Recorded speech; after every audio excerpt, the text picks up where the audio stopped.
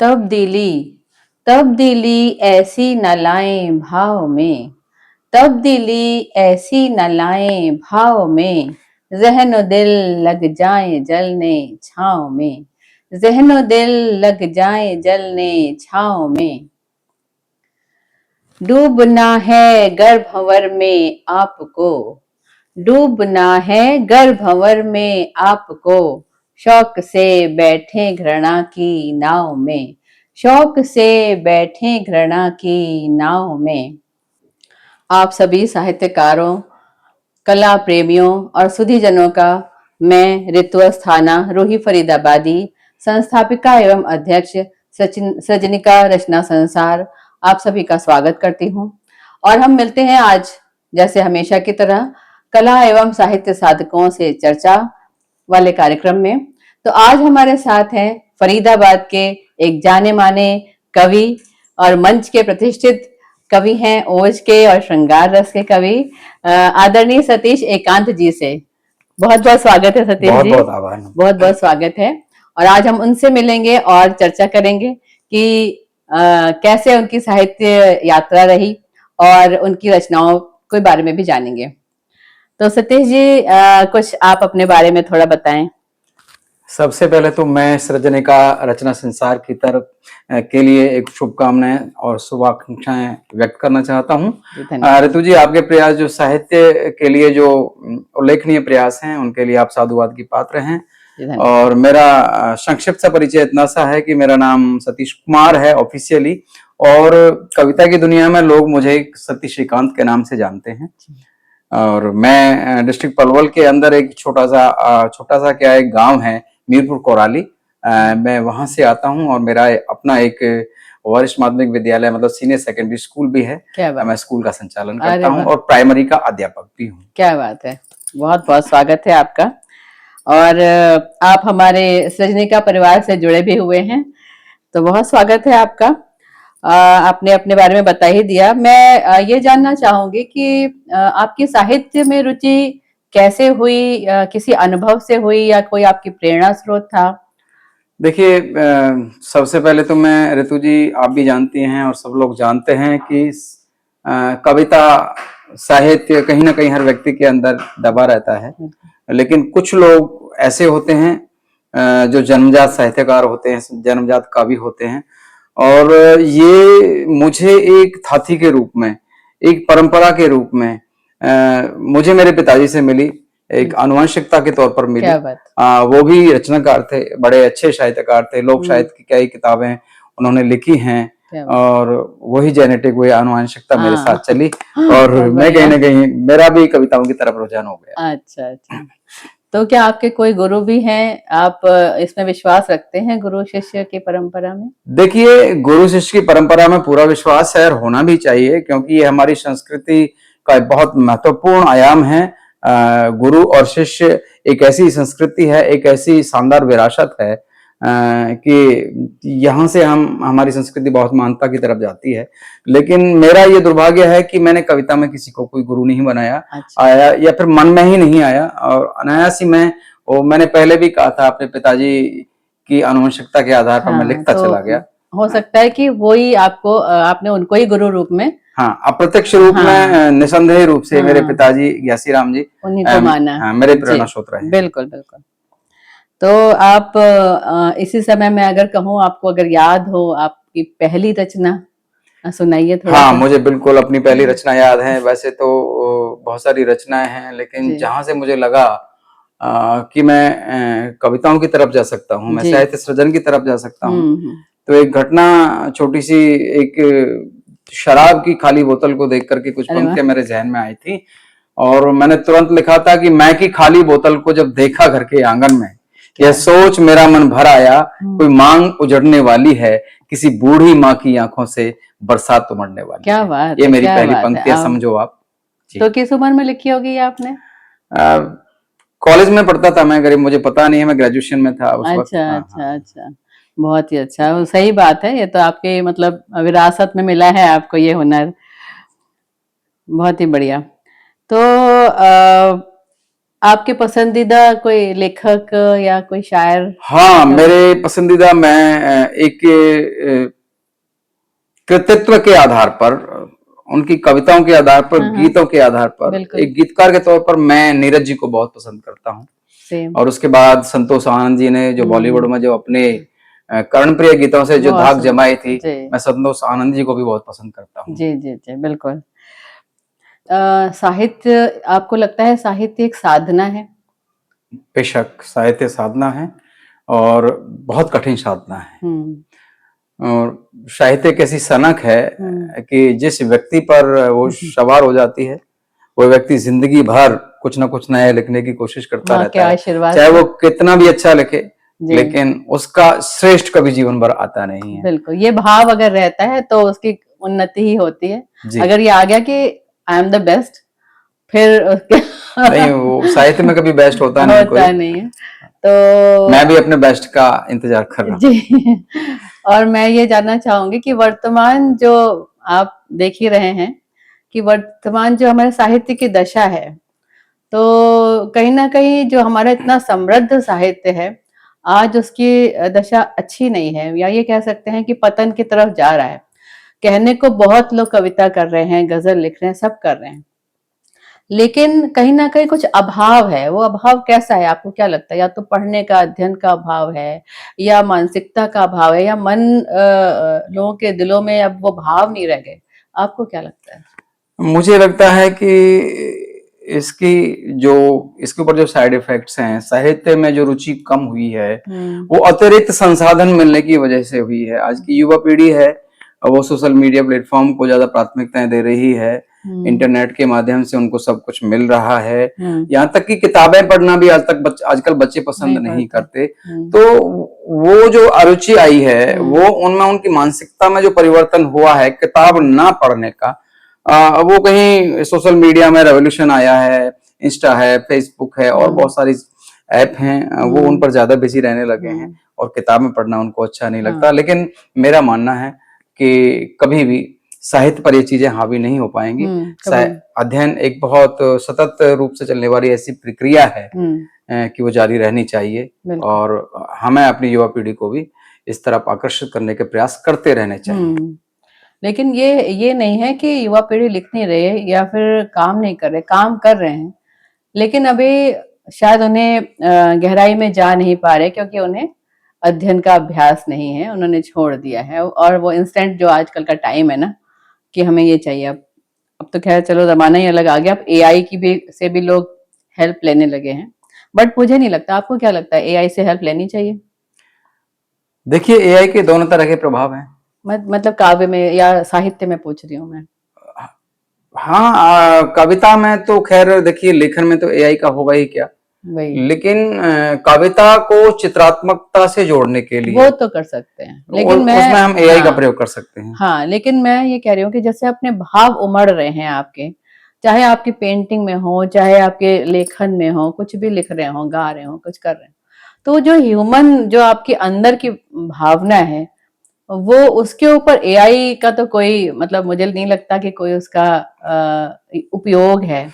जहाँ तक मैं समझता हूँ कि मैंने कई लोगों को देखा है जो हुँ, बहुत अच्छे राइटर नहीं हैं हुँ, या फिर राइटर है ही नहीं, हुँ, तो वो भी कुछ भी उल्टा-सीधा लिख कर के और वो एआई से कोई पर्टिकुलर ऐप आती है, हुँ, वो उस पर डाल के उससे उसी में से म्यूज़िक मन को मिल जाता है, हुँ, वहीं से वो कंपोज़ हो जाता है। हुँ, हुँ। तो वो उसमें हाँ, मेहनत बच गई। वो मेहनत बच गई, हाँ, वो एक तरह से मेहनत भी बची और एक एक कर्णप्रिय संगीत निकल के वहाँ से हाँ, आता है। मतलब इसमें अच्छाई भी है, तो बुराई भी है। हाँ, अगर आपको मेहनत बिना किए कुछ करना है तो ठीक है, हाँ, लेकिन वरना तो सुर, ताल ये सब समझने के लिए ज़िंदगी लग जाती ज़िंदगी है। लग जाती है। और मौलिकता का हाँ, कभी भी मुकाबला एआई मुकाबला नहीं नहीं कर कर पाएगा। सकता। बस मैं यही आपसे जानना चाह रही थी, मौलिकता का कभी कभी मुकाबला एआई नहीं कर पाएगा, चाहे लेखन हो और चाहे किसी भी फील्ड की बात हो।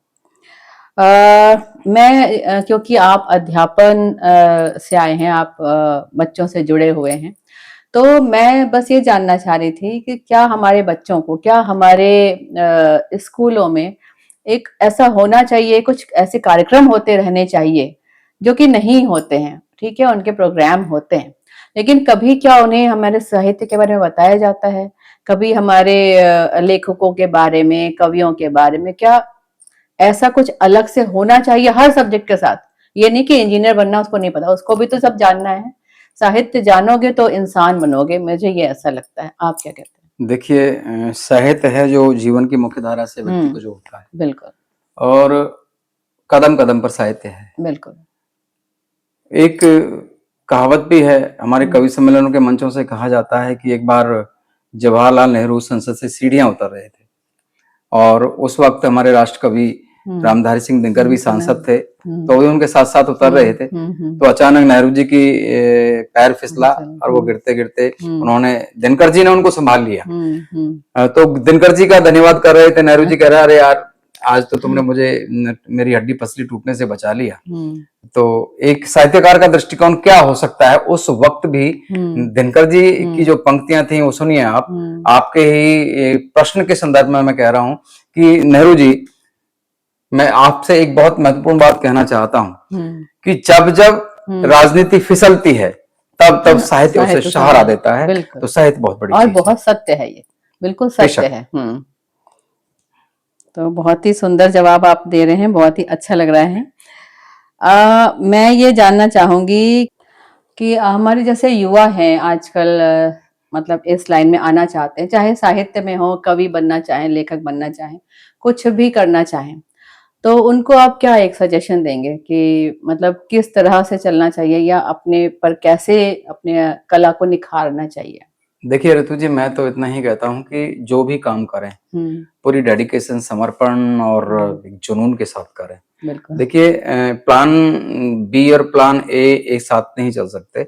अगर आपको कलमकार के साथ साथ कलाकार बनना है तो आपको लिखने के बाद आपको प्रस्तुति के लिए बहुत ज्यादा प्रयास करने होंगे।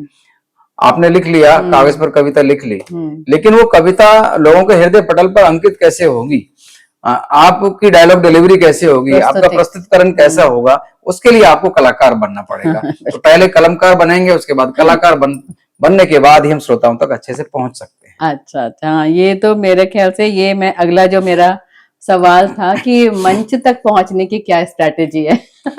आजकल मतलब मुझे लगता है हर एक का ये सवाल है कि मैं लिख लेता हूँ, मैं पढ़ लेती हूँ और अच्छा कर रही हूँ, लेकिन मुझे मंच नहीं मिला अभी तक। तो कहीं ना कहीं लैकिंग है, कहीं ना कहीं कुछ अभाव है क्या, या मैं किस तरह से मंच तक पहुंचूं? आप तो कई सालों से मंच पे हैं, तो हमारे युवा पीढ़ी को, या जो युवा नहीं, जो भी इस लाइन में आना चाहते हैं, मुझे लगता है कलम कभी बूढ़ी नहीं होती, इसको उम्र से नापना बहुत ही गलत है। तो जो भी नवांकुर आना चाहते हैं या मंच तक जाना चाहते हैं, अपनी मंच तक क्यों आदमी जाता है? कि हम अपने भाव पब्लिक तक रख सके, हम उन तक अपनी बात पहुंचा सके, चाहे वो किसी भी फॉर्म में हो। तो उसकी क्या स्ट्रैटेजी अगर आप बताएं हमारे व्यूअर्स को। देखिए ऋतु जी, जहां तक कविता लिखने की बात है, अगर हमने कविताओं को लिख लिख करके डायरी में बंद करके रख दिया तो ना तो वो समाज को दिशा दे पाएंगी, ना ही वो एक सकारात्मक काम कर पाएंगी। मैं मानता हूं मंच सामाजिक विसंगतियों से लड़ने का एक बहुत सशक्त माध्यम है। आपका प्रश्न ये है कि भाई मंच कैसे हासिल करें नवांकुर लोग। देखिए मंचों के लिए बहुत कठिन संघर्ष करना पड़ता है। यही तो है क्या? और वो संघर्ष, मेरे पास शब्द भी नहीं है उस संघर्ष को परिभाषित करने की, वो संघर्ष कितना मतलब आप मार्गदर्शन दीजिए ना, कैसे करें वो? मतलब मान लीजिए किसी ने अच्छा लिख लिया, अच्छी प्रस्तुतिकरण भी तैयार हो गया, सब कुछ हो गया, फिर आप चापलूसी करिए। बहुत स्टार रियलिटी है कि आराम से बगैर सिफारिशों के, और हाँ एक स्थिति ऐसी आ जाती है जब आप लड़ते लड़ते, संघर्ष करते करते जब आप बहुत असाधारण बन जाते हैं तो सोशल मीडिया के माध्यम से आप लगातार एक्टिव रह करके लोगों की नजर में आ सकते हैं। और हो सकता है, ये एक हेल्प है बहुत बड़ी। हो सकता है साहित्य के लिए सही सोचने वाले लोग आपको उठा लें और आपको मंच दें। वो ज्यादा सही है, चापलूसी से ज्यादा। चापलूसी से अधिक जो कारगर विषय, मैं तो इसे अपने ऊपर काम करें और अपने ऊपर भरोसा रखें। बिल्कुल बिल्कुल, मैंने यही किया। हाँ, वो ज्यादा सही है ना, कि अगर मतलब आप कब तक चापलूसी करेंगे। और फिर मुझे लगता है कि वो एक कलाकार को गवारा भी नहीं होता है, स्वाभिमान जब तक हमारा जिंदा है हाँ, तब तक हम साहित्यकार हैं। हाँ, अन्यथा हम में और आम आदमी में कोई अंतर कोई नहीं। फर्क नहीं है। सही कह रहे हैं आप। तो एक सवाल और पूछना चाहूंगी कि जैसे हम किसी भी फॉर्म, आर्ट फॉर्म की बात करते हैं, तो मतलब क्या हमें खाली काल्पनिक उसमें रह करके लिखना चाहिए कि ऐसा हो, बहुत सुंदर देश हो, बहुत प्रेम ही प्रेम हो आपस में, मतलब कल्पना, या फिर हमें यथार्थ और तथ्य उठाने चाहिए? आप क्या कहते हैं? देखिए रितु जी, दो चीजें चलती हैं साथ साथ, फैक्चुअल हम्म। और फिक्शन। फिक्शन। अगर खाली फैक्चुअल रहेगा तो भी मजा नहीं बोरियत आएगा, रहेगी, मजा नहीं आएगा। खाली फिक्शन रहेगा तो मतलब बिल्कुल ही तो भी वो बड़ी डुप्लीकेट कथा लगेगा। हो जाएगी। और मेरे हिसाब से यथार्थवाद पर आदर्शवाद का आरोप लगेगा ही, तभी आप अपनी मतलब रचनाओं को उसका जोड़ चोला सकते हैं। पहनाना पड़ेगा आपको, थोड़ा सा सुंदर बनाना पड़ेगा उसको। कहीं ना कहीं से प्रेरणा ले, हमें देखो प्रेरणा तो हमें धरातल से ही लेनी है, बिल्कुर समाज से लेनी यहीं है, रहना है, इसी लोगों से उठाने, लेनी है। हाँ, कहीं यहीं ना से कहीं विषय उठाने। हम कहीं ना कहीं कोई भी विषय हम उठाते हैं तो हाँ, हम इसी परिवेश से उठाते हाँ, हैं, और फिर उस परिवेश को, भावों को सजाने संवारने का काम हम अलंकारों से, छंदों से, शिल्प मीटर से, शिल्प रदीफ से, काव्या चाहे से रंग भरो, चाहे वो आप करते लिखो, हैं। कुछ भी करो। हाँ बहुत वो बढ़िया, बहुत सुंदर जवाब दिया आपने। तो हाँ, जैसे आपने बता ही दिया, सोशल मीडिया एक बहुत ही जबरदस्त मंच है, उससे सहायता भी मिलती है। एक तरफ सहायता भी मिलती है, दूसरी तरफ लोग ये जलन और ये ईर्ष्या भाव भी पैदा बहुत होता है। आप क्या कहते हैं? आपको कभी ऐसा लगा कि देखिए, हम लोगों के बारे में सोचना अगर बंद कर दें तो वो हमारे लिए ज्यादा स्वास्थ्यवर्धक चीज रहेगी। हाँ, क्योंकि हाँ, सबसे पहले तो हमें अपने संकोच को खत्म करना पड़ेगा। हम कहीं भी हमारा मन करे कि भाई हमारी चार पंक्ति हमारे दिमाग में आ गई हैं, हम चलते फिरते रोड पर, रास्तों पर, खेतों में, कहीं भी हम शर्माते हैं कि भाई हमें अपनी वीडियो रिकॉर्ड कैसे करें, कोई क्या कहेगा। तो इस कोई क्या कहेगा वाली अवधारणा को पीछे छोड़ करके हमें अपने निसंकोच भाव से हमें अपनी प्रतिभा को एक वीडियो के रूप में रिकॉर्ड करके लोगों तक पहुंचाने का काम करना चाहिए। सही बात है, सही कहा। तो मैं काफी सवाल जवाब तो हो गए, एक आपकी रचना सुनना चाहूंगी, एक छोटा सा ओज की भी और श्रृंगार की भी, फिर कुछ 4 लाइनें मैंने आपके लिए लिखी है जो मैं सुनाऊंगी। श्रृंगार में तो मैं एक रिदम में मतलब एक प्रेम का गीत है जो मैंने लिखा है, तो एक उसका मुखड़ा स्थाई और उसका बंद मैं आपको सुनाना चाहता हूँ। स्वागत। तेरा मन और मेरा मन, तेरा मन और मेरा मन मिलकर बन जाए नील गगन, जहां परिंदों का कलरव और बहती हो मुक्त पवन। तेरा मन और मेरा मन, नैनों की चंचल चितवन से चमक रहे हैं तारे, नैनों की चंचल चितवन से चमक रहे हैं तारे, आनंद की आभा संग लेकर अंबर रूप संवारे, तुमको पा जाने की खातिर, तुमको पा जाने की खातिर दिल की धड़कन करें हवन। तेरा मन और मेरा मन।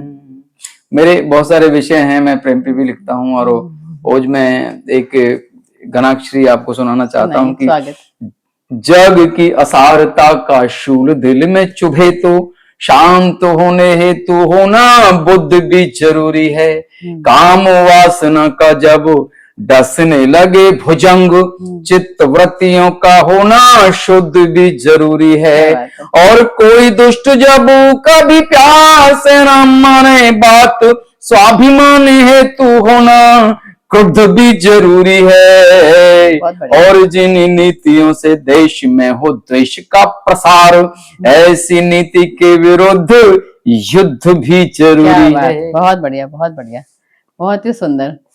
तो और कुछ सुनाएंगे, एक दो लाइन? एक सामाजिक सरोकार पे एक गीत मेरा बहुत लोगों ने सुना है, मंचों पे बहुत पढ़ा है मैंने उसे, और लोग उसे सुनना भी चाहते हैं कि मुझको ये एहसास हुआ कि दिल से दिल की दूरी है। तहत में मैं पढ़ना चाहता हूँ कि मुझको ये एहसास हुआ कि दिल से दिल की दूरी है, रिश्ते नाते रखे ताक पर ऐसी क्या मजबूरी है, बिना प्रेम और संवेदन के दुनिया बहुत अधूरी है, संबंधों का संरक्षण भी होना बहुत जरूरी है, निश्चल और पावन मन से ही नाते जोड़े जाते हैं, नफरत के बंजर भी अक्सर प्यार से तोड़े जाते हैं, सारी वसुधा एक पसारा, सारा भारत मेरा है, फिर तुमको क्यों छोटे छोटे अनुबंधों ने घेरा है, कहाँ सदन है प्रेम प्यार का, कितनी दूर बसेरा है, मिलकर रह लो नश्वर जग है, तेरा है ना मेरा है। क्या बात है, बहुत बढ़िया, बहुत ही बहुत सुंदर, बहुत बहुत धन्यवाद। और मैं आपके स्वागत में 4 लाइन लिखी थी जी, तो मैं वो सुनाती हूँ, उसके बाद आप हमारे व्यूअर्स को बताइएगा उनके लिए जो भी चंद लाइन की क्या कैसे करें, कुछ टिप्स। चलिए मैं 4 लाइन आपके लिए, और मुझे लगता है ये हर कवि के लिए है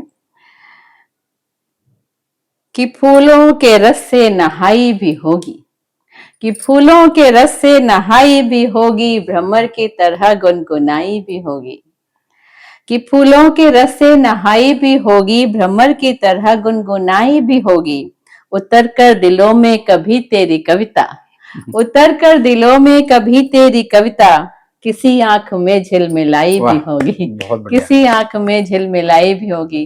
और बहुत ही सुंदर हमारी ये चर्चा रही, और मैं चाहूंगी कि सतीश जी आप हमारे व्यूअर्स को एक टिप्स ये कह सकते हैं हम कि हमें क्या मतलब कैसे अपने साहित्य को, अपने हुनर को आगे लेके जाना चाहिए, जो हमारे इस कार्यक्रम का उद्देश्य है, तो कुछ आपसे जानना चाहेंगे। देखिए ऋतु जी, आप सृजनिका रचना संसार नाम से ये संस्था चला रही हैं, वो वैसे ही बहुत प्रशंसा का विषय है और आपकी तारीफ बनती है, साधुवाद की पात्र हैं आप। बस मैं आपसे यही कहना चाहता हूं, अगर आप कुछ भी हैं, आप सिंगर हैं, आप डांसर हैं, आप राइटर हैं, आप कवि हैं, पूरे जुनून के साथ, पूरे समर्पण के साथ अपना काम करते रहें, बिना घबराए और बिना कुछ सोचे। मंजिल जरूर मिलती है, देर लगती है लेकिन मंजिल जरूर मिलती है। देखिए एक कहावत है कि परिश्रम बंद कमरों में होता है और सफलता बाहर निकलकर बहुत सारा शोर मचाती है। तो उस शोर को तभी मचा पाओगे जब आप बंद कमरों में परिश्रम बहुत मनोयोग से पसीने बहाओगे। मेरा यही कहना है आपसे बस। जी जी, बहुत बहुत धन्यवाद आपका इस आयोजन में आने के लिए, इस पॉडकास्ट में, और आभार व्यक्त करती हूँ। बहुत बहुत धन्यवाद ऋतु जी, बहुत बहुत आभार आपका। आप सभी का बहुत बहुत धन्यवाद। नमस्कार।